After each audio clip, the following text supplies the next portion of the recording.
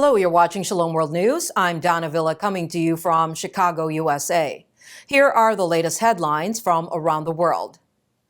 Once again, the power of prayer and fasting has become evident with the pro-life campaign 40 Days for Life, announcing that its prayer initiative from September 22nd through October 31st helped save 588 unborn babies around the world. During this period, believers from various countries prayed and fasted for an end to abortion and a change of hearts. The campaign, which began in Texas, USA in 2007, has attracted up to 1 million volunteers in 1,000 cities in 63 countries, and so far it has been able to save 19,198 babies from being killed in the womb. Through rosaries, adoration, and fasting in front of abortion facilities, as many as 221 people have quit abortion-related businesses and 112 abortion clinics have been closed so far. The campaign says the abortion is the leading cause of human fatalities in the world, and 40 million babies are aborted in the world every year. The attacks on churches and homes in the Christian-majority Chin state in Myanmar by government troops have been condemned by the U.S. State Department. In a statement issued on Sunday, the State Department flayed the gross violations of human rights after the Myanmar military fired heavy artillery into a town in Chin state, destroying as many as 100 homes. The statement also accuses the soldiers of torching 2 churches. The troops carried out the attack in retaliation after ethnic militia gunned down a soldier who was looting houses. In a statement, the U.S. condemned the brutal actions of the military regime that has no regard for the lives of innocent people. The State Department also stressed that the attack underscores the urgent need for the international community to intervene. The department also urged the junta to declare a ceasefire immediately. 2 moderates in the U.S. Supreme Court, Brett Kavanaugh and Amy Coney Barrett, indicated their concern with the framing of the Texas fetal heartbeat law on Monday, November 1st, when the court heard oral arguments regarding the law.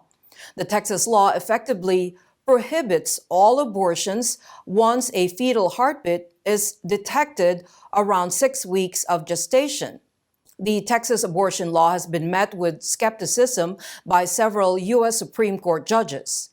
3 justices voiced their concern that if the court upholds the Texas abortion restriction, a slew of fundamental rights could be jeopardized. Critics claim that the bill will empower private citizens to enforce laws through lawsuits filed in state courts and that the system will be immune to federal court review. The Texas abortion bill, according to Justice Elena Kagan, is an attempt to, quote, evade the mandates, end quote, of the Supreme Court president. Judge Stone, the Texas Solicitor General who defended the law during oral arguments, said those challenged the heartbeat law could not sue the state of Texas for enacting the law. A Catholic archbishop in Australia has condemned the move by a state government to target religious organizations using a new equal opportunity law. Archbishop Peter Comensoli of Melbourne has criticized the move by the state of Victoria to use the law to severely limit the ability of religious groups to regulate their activities by their faith and conscience. The prelate also expressed deep concern over the potential threat to Catholic schools because of the new law. He said the law is another unneeded attack by the government on the faithful. According to the new law, institutions will have to put in place an inherent requirement to replace present, well-working exemptions from anti-discrimination laws. The law recommends that people of all religions, beliefs, and sexual orientations have equal access to jobs. The Catholic Archdiocese of Washington has condemned the recent anti-Semitic act of vandalism in the city of George Washington University.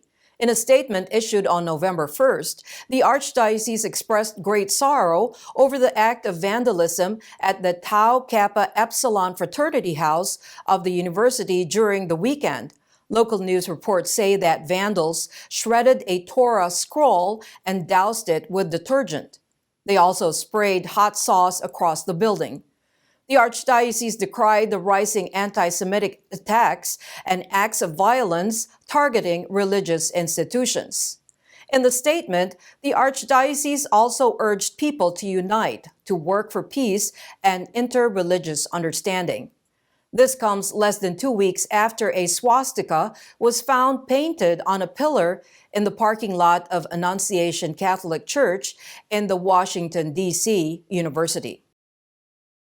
Christians across the globe will observe November 7th as a day of prayer for persecuted believers. The International Day of Prayer is commemorated every year on the first Sunday of November to provide spiritual support to persecuted Christians across the globe. Various churches, human rights organizations, and non-governmental organizations will also jointly take part in the initiative.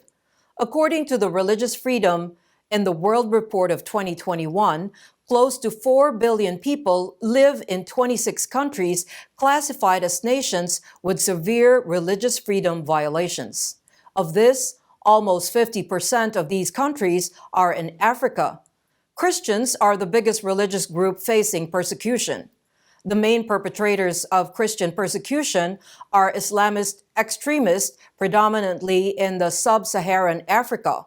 Along with the reporting Christian persecution by authoritarian governments in countries like North Korea and China, the report also warns about governments promoting ethno-religious nationalism, leading to religious persecution. In the Indonesian province of Papua, which is witnessing a conflict between government troops and ethnic militia, more than 30 Catholic priests have called for a ceasefire.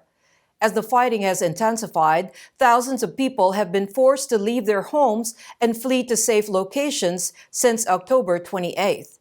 Close to 6,000 people have sought shelter in churches in Intan Jaya district over the past 7 days.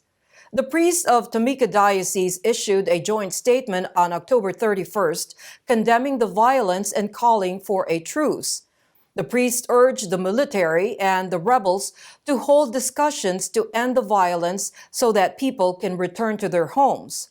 Fighting has been going on between troops and ethnic militia outfits in Papua for the past few decades. The West Papua National Liberation Army and the Free Papua Movement are fighting for independence from Indonesia.